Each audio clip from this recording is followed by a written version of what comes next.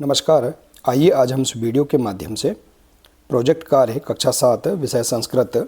देखिए, वार्षिक परीक्षा के लिए प्रोजेक्ट कार्य विषय संस्कृत के लिए हम प्रोजेक्ट कार्य किस प्रकार से तैयार कर सकते हैं, यानी कैसे हल कर सकते हैं, आइए आज हम इस वीडियो के माध्यम से जानेंगे।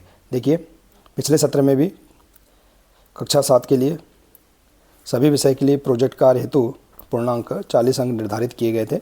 अब इसी आधार पर इस वर्ष भी वार्षिक परीक्षा हेतु आप इन प्रोजेक्ट कार्यों को हल कर सकते हैं। देखिए, 40 अंक के लिए आप कोई भी 2 प्रोजेक्ट कार्य 20-20 अंक के आप हल कर सकते हैं। देखिए, सुझावात्मक रूप से ये प्रोजेक्ट कार्य हमने तैयार किया है, आप इन्हें हल कर सकते हैं या इस प्रकार के अन्य प्रोजेक्ट भी आप हल कर सकते हैं। तो आइए देखते हैं। प्रश्न पहला प्रोजेक्ट देखिए, भोपाल नगरम पाठ आधारेण अधोलिखित बिंदुनाम विषय लिखत, यानी भोपाल नगरम पाठ के आधार पर नीचे लिखे बिंदुओं के विषय में लिखिए। जैसे भोपाल नगरस्य इतिहासम, भोपाल नगरस्य उद्यानम नामानि, ये प्रश्न दिए गए हैं इस प्रोजेक्ट कार्य के अंतर्गत। इनके आंसर आपको लिखना है। देखिए, इनका हल भी हम नीचे समझेंगे। तो दिए इसमें अगला प्रश्न, प्राचीन भोपाल नगरे नवीन भोपाल नगरे च प्रसिद्ध स्थलानाम नामानि, और इसके बाद उद्योग क्षेत्रे भोपाल नगरस्य महत्तम। तो देखिए, इस प्रकार से पहले प्रोजेक्ट कार्य के अंतर्गत आप इन प्रश्नों को दे सकते हैं। इसके बाद देखिए इनके आंसर। पहला प्रश्न का आंसर है भोपाल नगरस्य इतिहासम। तो देखिए, पुरा भोजपाल इति भोपाल नगरस्य नाम आसीत्। भोपाल नगर मध्य प्रदेशस्य राजधानी अस्ति। अस्य नगरस्य महत्तम प्राचीन कालदेव वर्तते। तो पहले प्रश्न का आंसर लिख सकते हैं। इसी प्रकार से दूसरा प्रश्न, इसका आंसर देखिए, मयूर उद्यानम, नेहरू उद्यानम, चिनार उद्यानम,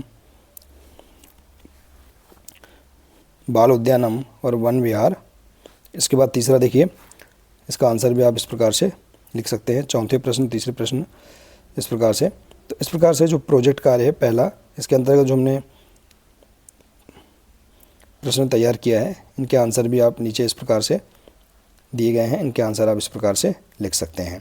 देखिए, इसके बाद देखिए दूसरा प्रोजेक्ट कार्य है, सौरमंडलम पाठ आधारेण अधोलिखित बिंदुनाम विषय लिखत। सौरमंडल से परिभाषा, इसकी परिभाषा लिखना है।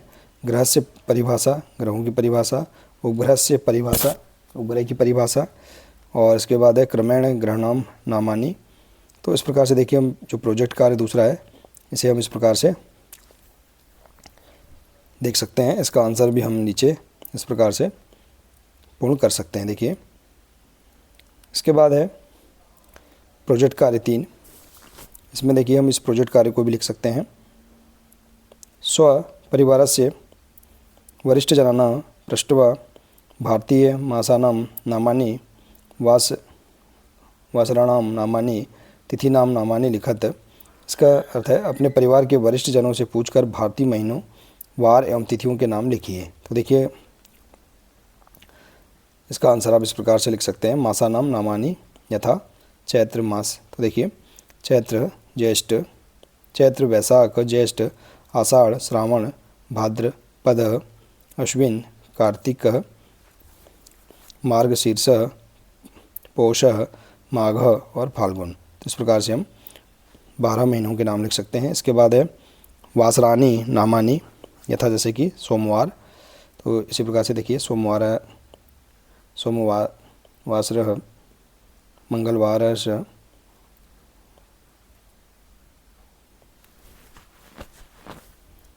बुधवासरः, गुरुवासरः, शुक्रवासरः, शनिवासरः और रविवासरः। इसके बाद देखिए तिथि नाम नामानि यथा, जैसे कि प्रथमा, द्वितीया, तृतीया, चतुर्थी, पंचमी, षष्ठी, सप्तमी, अष्टमी, नवमी, दशमी, एकादशी, द्वादशी, त्रयोदशी, चतुर्दशी, अमावस्या, पूर्णिमा और पंचदशी। तो इस प्रकार से हम इस प्रोजेक्ट कार्य को तैयार कर सकते हैं। इसके बाद देखिए अगला प्रोजेक्ट कार्य देखिए, स्वगृहे दैनिक उपयोगी वस्तूनां गणना कृत्वा संस्कृत शब्देन लिखत। आपके घर में उपयोग होने वाली वस्तुओं की संख्या को संस्कृत शब्दों में लिखिए। तो देखिए आप इस प्रकार से अपने घर में उपयोग होने वाली जो वस्तुएं हैं उनकी संख्या इस प्रकार से हम लिख सकते हैं। उनको वस्तुओं के नाम भी लिख सकते हैं और संस्कृत में उनके नाम भी इस प्रकार से लिख सकते हैं। देखिए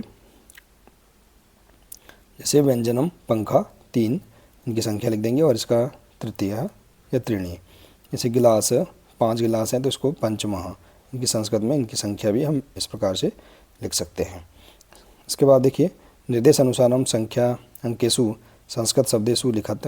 निर्देशानुसार संख्याओं को अंकों या संस्कृत शब्दों में लिखिए। जैसे 5 अंकों में है तो इसको पंच, 2 को द्वितीय, 3 को त्रीणी या तृतीय, 4 को चत्वारी। तो इस प्रकार से हम लिख सकते हैं अंकों को संस्कृत शब्दों में। इसके बाद देखिए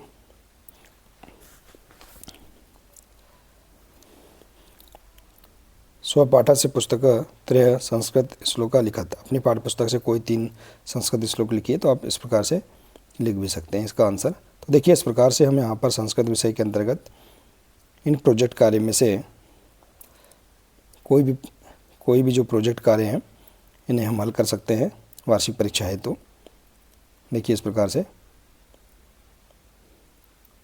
आशा है कि आपको संस्कृत विषय के अंतर्गत जो प्रोजेक्ट कार्य है ये समझ में आ गए होंगे। देखिए यदि जानकारी अच्छी लगी हो तो प्लीज़ इसे अधिक से अधिक शेयर करें, वीडियो को लाइक करें और इसी प्रकार से इसके आगे के अन्य विषय के प्रोजेक्ट कार्यों को भी समझने के लिए, हल करने के लिए आप हमारे इस चैनल से जुड़े रहिए और इस चैनल को सब्सक्राइब अवश्य कर लें। साथ ही बेल आइकन को प्रेस ज़रूर कर लें ताकि आने वाले नए वीडियो सबसे पहले आप तक पहुँचते रहेंगे। तो मिलते हैं इसी प्रकार से इसके आगे के अगले नए वीडियो के साथ। नमस्कार।